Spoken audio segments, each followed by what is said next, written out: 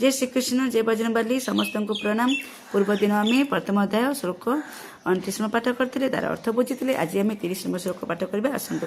अर्जुन उवाच ओं नमो भगवते वासुदेवाय गांडीवं संसते हस्तत्वक्चैव परिदेहते न च शक्नव्यं वस्तातुं भ्रमति च मे मनः।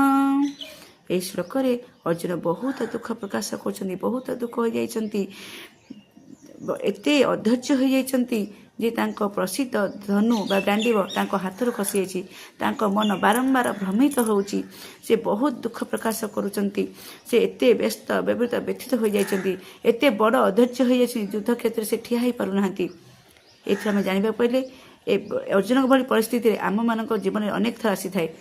केमिति आम एग्जाम हो, एंट्रांस हो, बिजनेस हो, कि आम इंटरव्यू हो, कि आम जेकोसी खेल हो कि कंपटीशन हो, एमती आम अर्जुन भली एमती अनुभव आम करमको लगे एमती आमको सफलता मिल ना।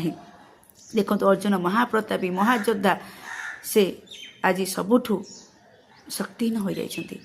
एथि आम शिक्षा जानबा पाइले जो व्यक्ति सबुठू समस्त को हस खुशी आनंद बांटी थाए, सही व्यक्ति कौन सी परिस्थिति भी, जेकोसी परिस्थिति भी से एकाकी रही थाए।